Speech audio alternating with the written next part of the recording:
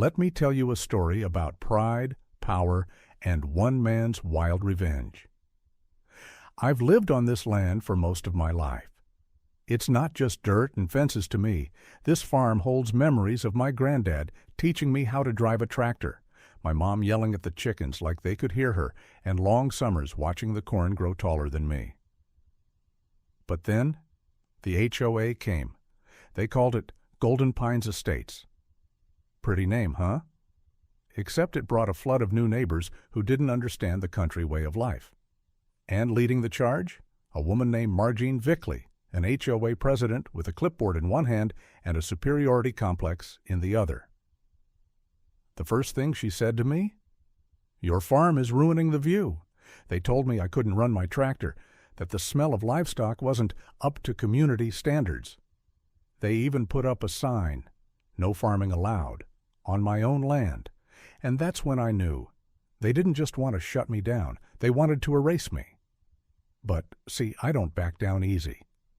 So I did something none of them saw coming. I bought their precious HOA office, and I turned it into a barn. A real barn with hay bales, pigs, chickens, and one very loud rooster. You're going to want to hear how this all went down. Because, trust me, the best revenge stories, they don't start in courtrooms, they start in cornfields. My name is Buck Halpern. I'm 53 years old, got a back made of steel and knees made of gravel, but I wouldn't trade my life for anything. This land, 20 acres of hard-packed earth and golden fields, has been in my family for 4 generations. My granddad plowed this soil with a mule. My father added the barn with his own 2 hands. And I just tried to keep the legacy going. Planting sweet corn, raising a few chickens, riding my beat-up red tractor down to the lower fields at sunrise. It's quiet out here, peaceful, the kind of place where time moves slower and nobody locks their front doors, because everyone knows everyone. But all that changed 2 summers ago when they showed up. A brand new housing development popped up just across the county road. Fancy little homes, all painted beige and named after trees, Birch Lane, Maple View, Aspen Ridge. They called it Golden Pines Estates, like they were trying to turn our farmland into a spa retreat, and leading the newcomers? None other than Margene Vickley. Now, Margene wasn't just any neighbor. No. She was the self-declared president of the Golden Pines HOA, a woman who wore a pearl necklace even to mow her lawn, and treated the HOA rulebook like the Constitution.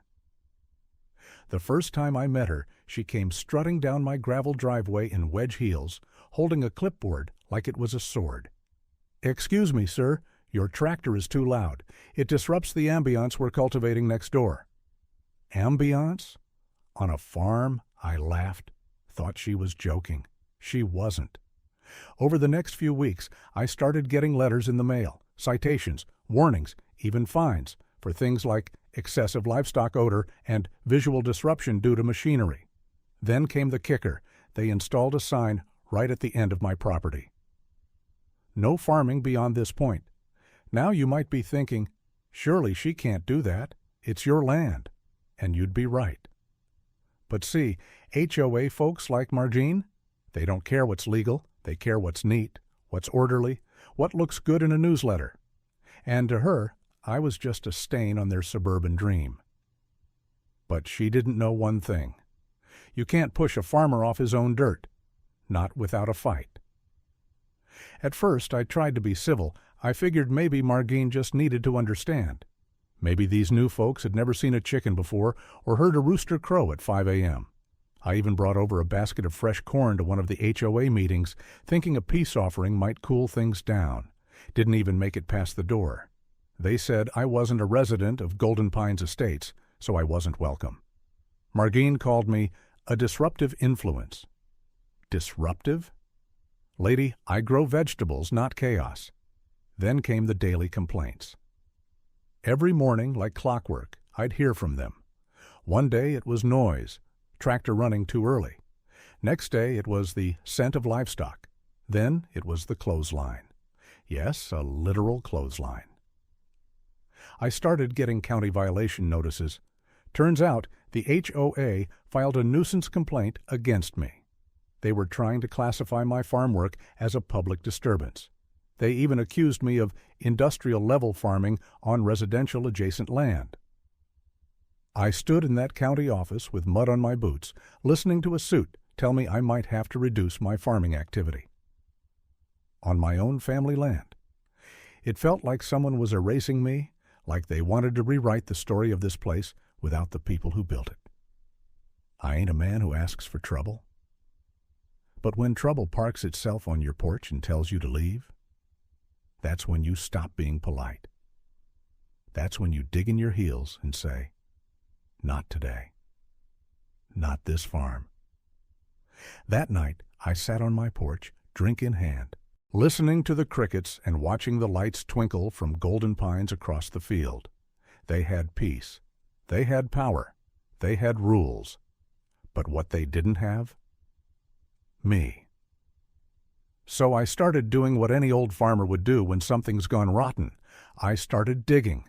I looked into their HOA filings, public records, property deeds, and wouldn't you know it, their precious HOA headquarters, the brick office right at the entrance of Golden Pines, wasn't owned by the HOA.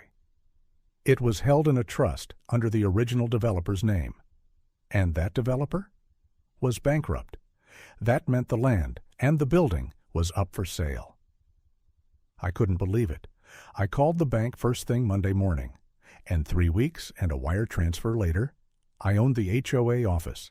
I didn't tell a soul. Instead, I waited until a bright Saturday morning when the HOA board was inside, sipping coffee and planning their next ridiculous find for mailbox height or flower color.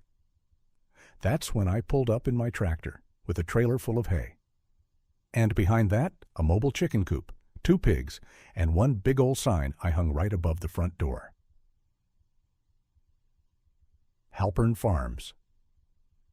North Barn. You should have seen their faces. Margene stormed out, her mouth wide open like she was catching flies. "You can't do this!" she screamed. I held up the deed. "Oh, I can. I own it now." Then I opened the back of the trailer, and the animals came marching in, right into their former boardroom. The moment I turned that old HOA office into a working barn, word spread through Golden Pines like wildfire. At first, folks thought it was a prank, until they saw hay bales stacked inside the old conference room, chickens pecking around the parking lot. And that rooster? He strutted across the welcome mat like he owned the place. I even installed a big red barn door on the front, left it wide open so the smell of fresh hay and livestock wafted into their perfect cul-de-sacs. Now Margene, she was losing her mind. She called the sheriff. He came out, took one look at my paperwork, tipped his hat, and said, "Well, ma'am, looks like he's within his rights." She called the county. They told her the same thing. Then she tried to hold an emergency HOA meeting, but I'd already cleared out the boardroom to make space for the feed bins. There weren't any chairs, just a goat chewing on what I think used to be their budget spreadsheet. That week, cars slowed every time they passed the entrance. People rolled down windows, took photos, even waved. Turns out, not everyone in Golden Pines was thrilled with the HOA either. One guy, Jim from Lot 42, came by with a 6-pack and said, "You've done what the rest of us only dreamed of." And me? I just smiled, leaned on my shovel, and said, "I told y'all, I don't back down easy." After that, the HOA never quite recovered. Margene stepped down within the month. Rumor was she moved to Florida, where the HOA rules were stricter and the chickens were fewer. Golden Pines got quieter, a little humbler, and over time the new folks started waving again, asking questions about compost or when the corn would be ready. Some even bought eggs straight out of the old boardroom barn. Funny how things turn around. As for me, I didn't build that barn out of spite. I built it to send a message. You don't get to pave over people's roots just because you don't like the look of dirt. You see, farming ain't just about crops. It's about legacy, family, standing your ground when the world tells you to sit down. And yeah, sometimes it's about putting a pig in your enemy's office, just to remind him who's boss. Now, every morning when I ride past that barn on my tractor, I tip my hat and grin, because it ain't just a barn. It's a monument to stubbornness, to tradition. and to a farmer who refused to be silenced by a rule book just when folks thought the drama was over. I got one last letter in the mail, an official invitation from the HOA. They were holding one final emergency meeting and wanted me to attend. Now I ain't much for meetings. But this one? I showed up. In full denim overalls, boots muddy from the morning fieldwork, with my prize-winning goat, Daisy, on a leash by my side. We walked into that makeshift meeting they were holding under a pop-up tent by the tennis courts. Real official, Margin looked at me, pale as a ghost, and muttered, "Why is there a goat here?" I grinned and said, "She's my emotional support animal. HOA rules allow that, right?" They didn't say a word, just stared as Daisy slowly walked up and peed on the sign-in sheet. And with that, I tipped my hat, turned around, and walked out, never to hear from the HOA again. Sometimes you don't need to raise your voice to win a fight. You just need a goat with good aim and a deed with your name on it.